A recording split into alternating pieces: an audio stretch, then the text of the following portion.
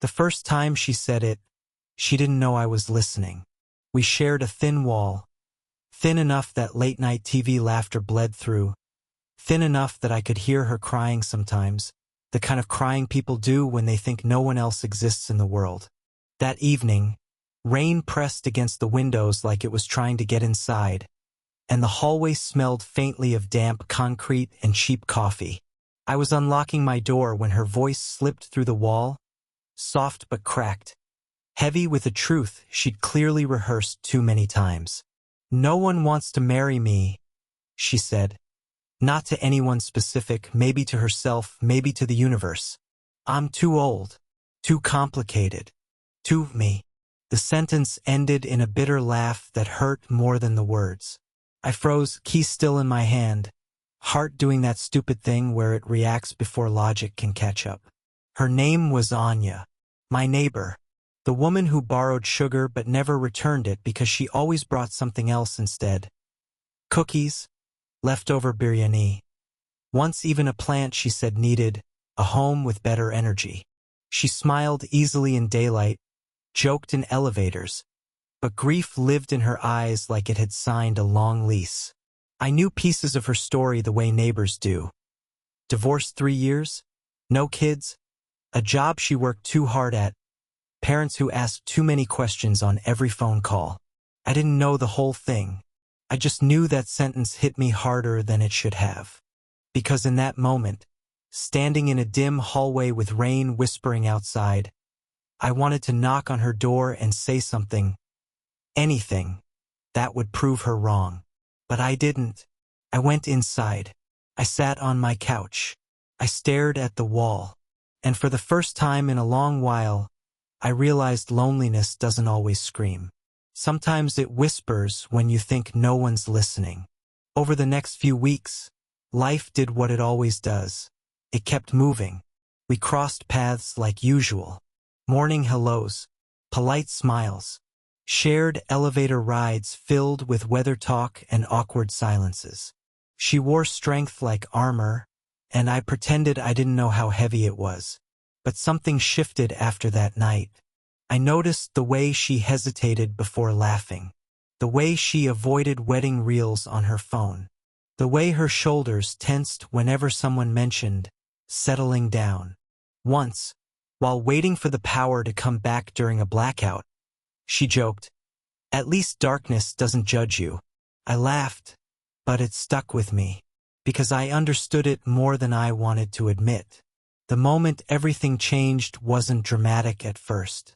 It was ordinary, too ordinary. We were both outside, struggling with grocery bags because the elevator was broken again. She dropped a bag, oranges rolling across the steps like they were trying to escape. I helped her pick them up. Our fingers brushed.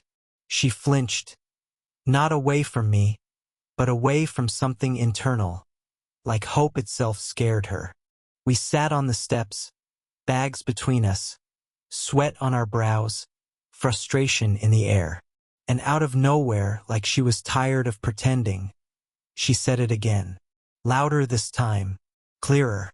"No one wants to marry me." I don't know what possessed me. Maybe it was exhaustion. Maybe honesty finally got tired of waiting its turn. Or maybe some part of me had already decided weeks ago. I looked at her, really looked at her. Not as my neighbor, not as a woman society had quietly labeled as left behind, but as someone brave enough to keep showing up despite disappointment. And I said it. Simple. Calm. No build-up.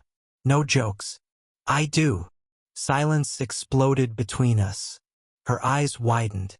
Her breath caught. For half a second, I thought she might laugh. Instead, she stood up so fast one of the bags tipped over again.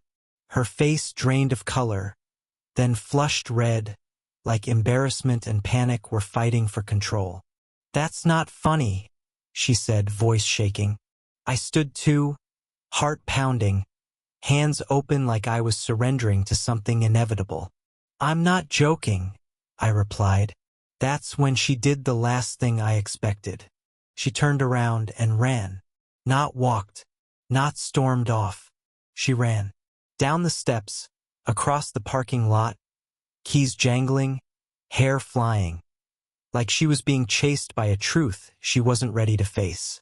I stood there, frozen, groceries at my feet, rain starting again, wondering if I had just crossed a line or finally drawn one. My phone buzzed in my pocket. A message from her, sent seconds after she disappeared around the corner. Please don't talk to me for a while. I need space. Space. That word can feel cruel when all you offered was presence. Days passed, then weeks. No chance encounters. No elevator rides. No borrowed sugar. The wall between us felt thicker now, not thinner. I replayed that moment again and again, questioning everything. Was it selfish? Was it unfair to drop something that heavy without warning? Or was it the most honest thing I'd said in years? Late one night, unable to sleep, I realized something uncomfortable. I wasn't afraid she rejected me. I was afraid she believed she wasn't worthy of being chosen at all. One evening, there was a knock on my door. When I opened it, Anya stood there, eyes tired but steady. She didn't smile. She didn't cry. She just looked at me like someone standing at the edge of a bridge, deciding whether to step forward or turn back forever. If you meant what you said, she began, then you need to understand something.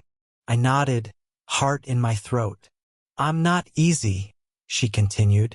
I come with scars, doubts, parents who will interrogate you, nights where I question everything, and days when I don't believe anyone could actually choose me. I swallowed hard. I know, I said softly.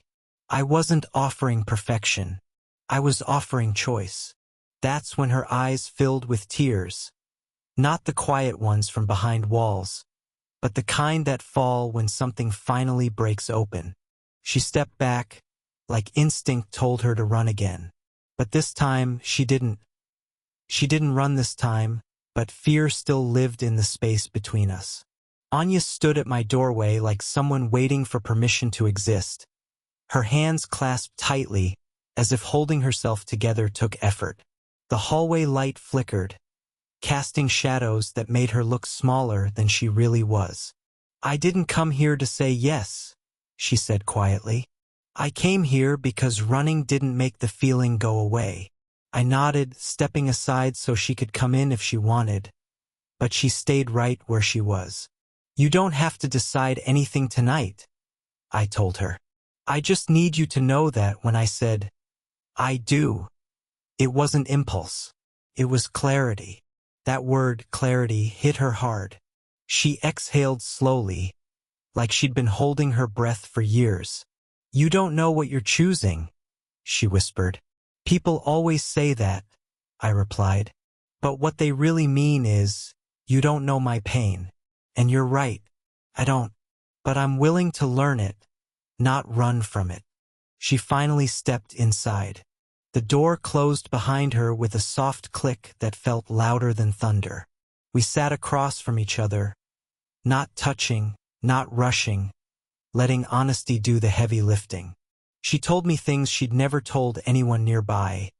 How her marriage ended not with cheating or shouting, but with silence. How her ex slowly stopped choosing her, until one day she realized she'd been alone while still married. She spoke about weddings she attended with fake smiles, about nights she cried in the shower so neighbors wouldn't hear, about relatives who treated her age like an expiration date. After a while, she said, voice trembling, you start believing the story everyone else tells about you. I leaned forward then, unable to stay still anymore.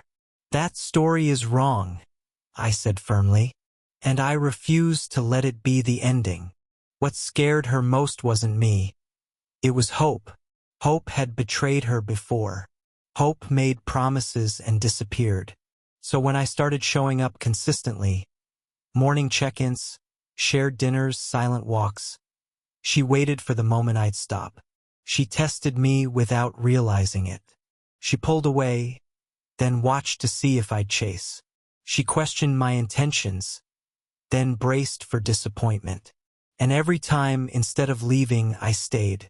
Not dramatically, not loudly, just present. That's when something shifted. Not overnight, not magically, but slowly, like sunlight entering a room that's been dark for too long. The real storm came when her parents visited. I wasn't supposed to meet them yet, but life doesn't wait for perfect timing.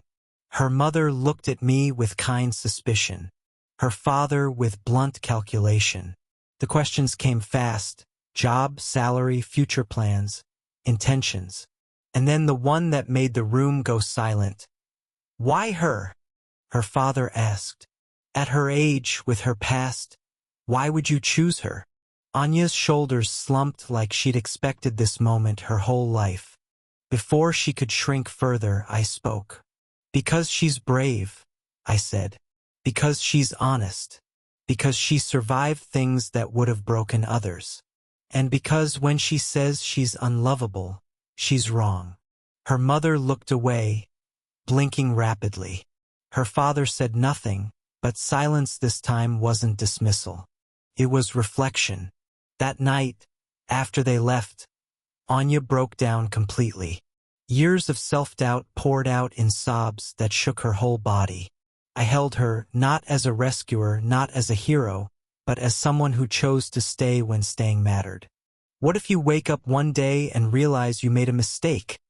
she asked through tears. I rested my forehead against hers. "Then it'll be my mistake to own," I said. "Not yours to fear." Weeks later, standing on the same steps where she once said no one wanted to marry her, she laughed softly. "Do you know how ridiculous that sounds now?" she said. I smiled. "Only because it was never true." She looked at me then, really looked at me, and this time she didn't flinch. She didn't run. She reached for my hand. "I'm still scared," she admitted. I squeezed her fingers gently. "So am I," I replied. "But I'd rather be scared together than safe apart." When she finally said yes, it wasn't dramatic. No crowd, no fireworks, just two people choosing each other despite fear. And that choice, quiet, steady, intentional, meant more than any perfect love story ever could. Sometimes love doesn't arrive with certainty. Sometimes it arrives with courage. Red heart, if the story moved you, don't let it end here. Backhand index pointing right. Subscribe to the channel for more emotional, real-life inspired stories about love, second chances, and choosing someone when it's not easy, but right. Bell turn on notifications so you never miss the next powerful story.